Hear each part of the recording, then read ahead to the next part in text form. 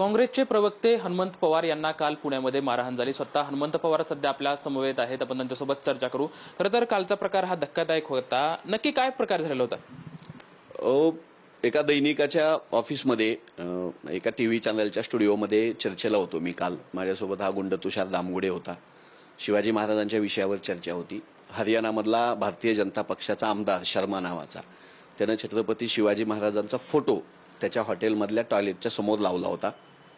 त्याचा निषेध म्हणून मी डिबेटमध्ये भगतसिंग कोश्यारी, प्रशांत कोरटकर, राहुल सोलापूरकर, श्रीपाद छिंदम ही सगळी कशी भाजपाची मंडळी शिवाजी महाराजांचा अपमान करतायत हे मी पाढा वाचला। आणि भगतसिंग कोश्यारीला ज्याने महात्मा फुलेंचा, सावित्रीबाईंचा अपमान केला, ज्यानं छत्रपती शिवाजी महाराजांचा अपमान केला, त्याला भाजपानं पद्मभूषण पुरस्कार देऊन बक्षीस दिलं, तर ते परत घ्यावं अशी मी मागणी ठामपणे करत होतो। त्या चर्चेत हा तुषार दामगुडे होता। आणि बाहेर आल्यानंतर 4-5-6 जणांचं टोळकं होतं, याच्या सगळं 6 जण होते। यांनी मला बाहेर बोलावून, माझा फोन चालू होता, मी गाफील होतो, माझ्या प्रदेशाध्यक्षांचा फोन आला होता, मला शिवी देऊन बोलावून घेतलं, माझा फोन चालू होता। तर ते हर्षवर्धन सपकाळ तुझा बाप आहे का भाऊ आहे, त्याची बाजू तू का घेतो आणि भाजपाच्या विरोधात का बोलतो तू, आणि पुण्यात जिवंत राहायचं असेल, तुला जगायचं असेल तर हे बघ उजव्या बाजूला काय आहे। आणि त्यांनी मला पिस्तल, ते खाली कमरेला पिस्तल होतं, शर्टवर केलेला, तो दिसेल असं दाखवून मला तो दाखवत होता। मी चळवळीतला कार्यकर्ता आहे, आम्ही असलं पिस्तूल, शस्त्रास्त्र, धमकी वगैरे घाबरत नाही। मग मी हसलो, मी म्हणलं मी असल्याला घाबरत नाही। ते हसल्यानंतर त्याला संताप, काय त्याचा इगो दुखावला माहीत नाही त्यानं, आणि त्याच्या काही गुंडांनी 6-5-6 जणांनी मिळून लाथाबुक्क्यांनी मला मारहाण केली, इथं जखम झालेली आहे, दाताचा ट्रीटमेंट चालू आहे माझी, त्याच्यावर मारलेला आहे, असं छातीमध्ये लाथाबुक्क्या वगैरे झाल्या। माहीत नाही त्याचा भारतीय जनता पक्षावर टीका केल्यानंतर किंवा शिवाजी महाराजांचा अपमान करणाऱ्या लोकांना वाभाडे काढल्यानंतर याला राग यायचा काय कारण मला अजूनही लक्षात आलेलं नाही। 5-6 दिवसापूर्वी एका न्यूज चॅनलच्या डिबेटमध्येही हा इसम आणि मी सोबत होतो। हर्षवर्धनजी सपकाळ यांच्या आमच्या त्यांनी 2-3-4 शिव्या दिल्या, आणि त्या शिव्या थांबत नाहीत म्हणल्यानंतर त्यानं ज्या भाषेत बोलत होता त्याच भाषेत मीही उत्तर दिलं होतं। त्याचाही त्याला राग आलेला होता, तो त्याचाही जाब विचारत होता की सपकाळाला बोलल्यास तुला का राग येतो वगैरे वगैरे। तर ही अभिव्यक्ती स्वातंत्र्य आहे माझं। कोणी एक शिवी देत असेल मी गप्प बसतो, दुसरी गप्प बसतो, तिसरी गप्प बसतो। मी स्वतः कोणाला शिव्या देत नाही। भाजपाच्याही प्रवक्त्यांना, कार्यकर्त्यांना माहीत आहे, आम्ही रोज चॅनलला असतो। मी असंसदीय भाषा वापरत नाही, हिंसक भाषा वापरत नाही, मी गांधीजींचा अनुयायी आहे। पण जर कोण माझ्या प्रदेशाध्यक्षाला शिव्या देत असेल तर मात्र ज्या पद्धतीनं तुम्ही बोलाल त्या पद्धतीनं उत्तर द्यायची आमची ही ताकद, हिंमत आहे, ती भाषा आम्हालाही येते, हे आम्ही दाखवलं होतं। कालचा तर काहीच विषय नव्हता। असा हल्ला, अशी धमकी, जिवंत फिरायचं असेल तर पिस्तूल दाखवून बोलायचं नाही वगैरे म्हणणं, तर हे असल्या धमक्यांना मी भीक घालत नाही। मी महात्माजी गांधी यांच्या पक्षाचा सैनिक आहे।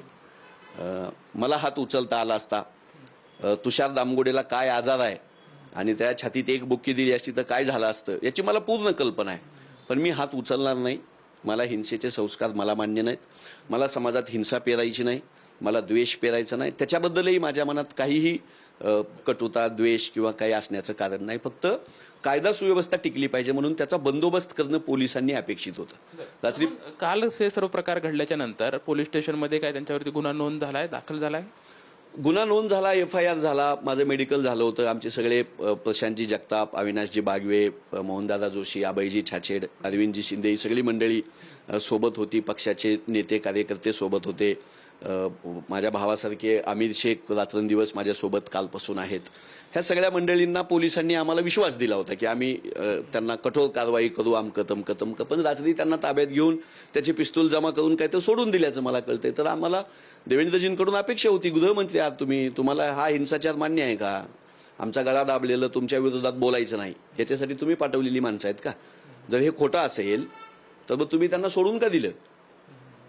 अजून मारायला, अजून पिस्तोलीचा धाक दाखवायला कशासाठी सोडलं तुम्ही गृहमंत्री म्हणून आमच्या सुरक्षेची शपथ घेतली ना। तुमच्या मातृसंस्थेचे संस्कार आहेत हिंसा करायची, पण तुम्ही ज्या संविधानाची शपथ घेऊन खुर्चीत बसलात त्याचं कर्तव्य आहे ना तुमचं की आम्हाला सुरक्षा द्यायची, अशा गुंडाचा बंदोबस्त करायची, का नाही केला? कशासाठी मोकळं सोडलं त्यांना? आणखी लोकांना गोळ्या घालायला, आणखी लोकांचा आवाज दाबायला? दुसरं म्हणजे एकीकडे आपण पुण्यामध्ये बघितलं तर पुण्याची एक संस्कृती आहे, म्हणजे राजकारण असलं तरी ती एक संस्कृतपणे जपण्याची संस्कृती. मात्र काही दिवसापासून बघतोय की काँग्रेस भवनवरती सुद्धा भाजपाने मोर्चा काढला आणि त्यामध्ये सुद्धा एकमेकांवरती हाणामारी म्हणजे दगडफेक झाली. दुसरी गोष्ट म्हणजे एखादा व्यक्ती जर विचार त्यांचे मांडत असेल तर हे अशा पद्धतीने पुण्याच्या संस्कृतीला साजेशन आहे. या सर्व गोष्टीवरती कुठंतरी जी भाजपामधली ही काही जी व्यक्ती आहेत त्यांना वरिष्ठांकडून पुष्टी भेटते काय? गृहमंत्र्यांनी किंवा त्यांच्या आधिपत्याखालच्या पोलिसांनी या गुंडांना काल सोडून दिलं. त्यांनी जीवघेणा हल्ला केला माझ्यावर. 6 जण होते. तो दंगल आहे. 6 जण होते. सुनियोजित कट आहे. स्पष्ट दिसतंय ते मारायच्या उद्देशानं आले.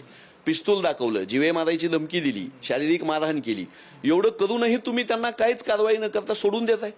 म्हणजे आणखी आम्हाला तुम्ही बोलू नका त्यांना पाठवतो म्हणून. त्यामुळे हे सरकार कुणाच्या पाठीशी आहे? 1. 2. हे पुणे महात्मा ज्योतिबा फुले यांचं आहे. हे पुणे सावित्रीबाईचं, शिवाजी महाराजांचं पुणे. या पुण्यामध्ये नथुराम गोडसे निपजला होता. ह्या त्याच्याच अवलादी आहेत, पिस्तूल दाखवून हिंडणाऱ्या.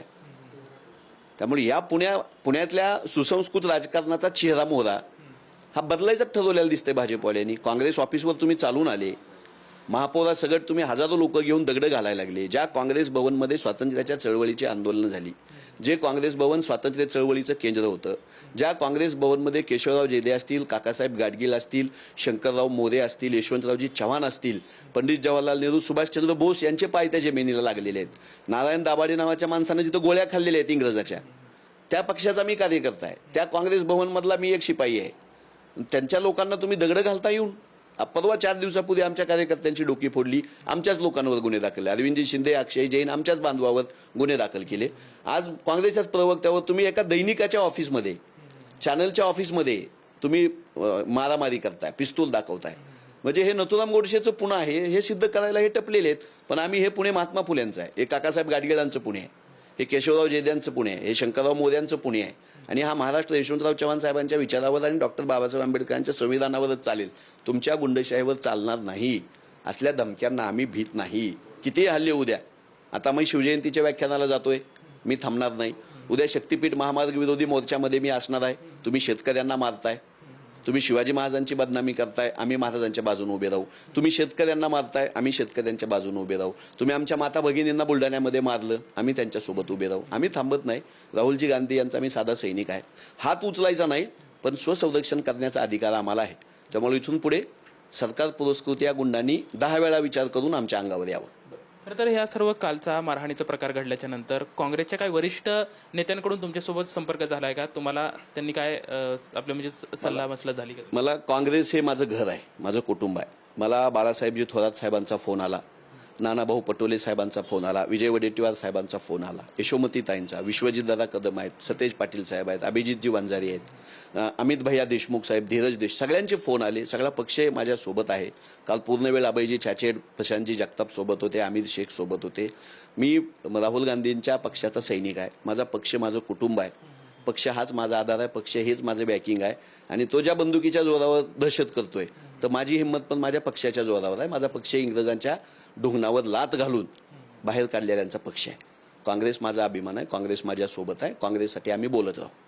खरं तर शिव फुले शाहू आंबेडकरांचा जो विचार आहे तो सातत्यानं तुम्ही मांडत असतात, राज्यभरात फिरतायत. मात्र सध्याच्या काही कालखंडामध्ये हा विचार दाबण्याचा प्रयत्न सत्ताधाऱ्यांकडून काय होतोय का? ज्ञानेश महारावांवर हल्ला झाला. संपादक आहेत, लेखक आहेत. तुकोबांचे विचार, शिवबांचे विचार ते मांडतात. शाहू महाराजांचे, फुल्यांचे विचार, त्यांच्यावर हल्ला झाला. काय केलं? आमचे प्रवीण दादा गायकवाड, मराठी तरुणाला सातासमुद्रापार उद्योगजग करायचं स्वप्न बघणारा, लोकांना पोटांना लावायची स्वप्न बघणारा, वाचणारा लिहिणारा एक कार्यकर्ता, त्याच्यावर हल्ला झाला. भाजपवाल्यांसोबत फोटो आहेत त्या हल्ला करणाऱ्यांचे.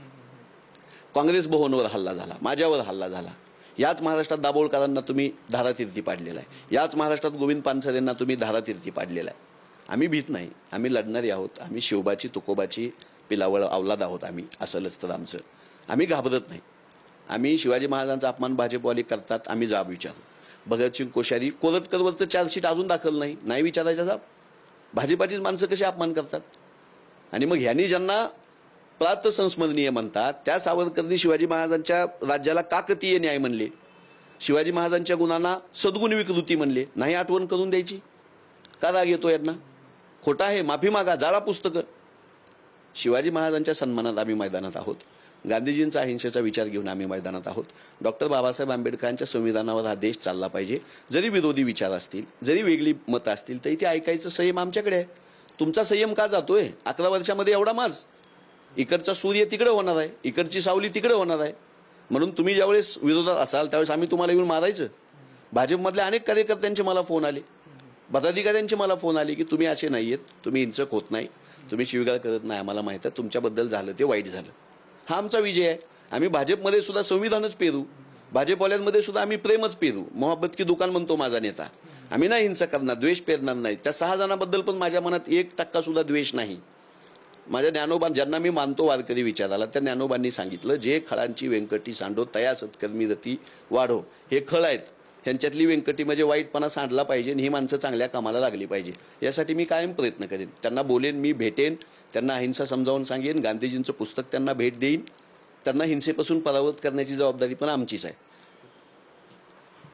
जगद्गुरू तुकोबराय असतील किंवा छत्रपती शिवाजी महाराज यांच्या विचारांचे आम्ही पाईक आहोत आणि आम्ही विचारांची लढाई घेऊन, संविधानाचे विचार आम्ही घेऊन लढाई लढत राहणार, अशी प्रतिक्रिया जी आहे ते हनुमंत पवार यांच्याकडून आपल्याला पाहायला मिळते. कॅमेरामॅन अभिजित पीसे सोबत लक्ष्मण जाधव, TVN मराठी, पुणे.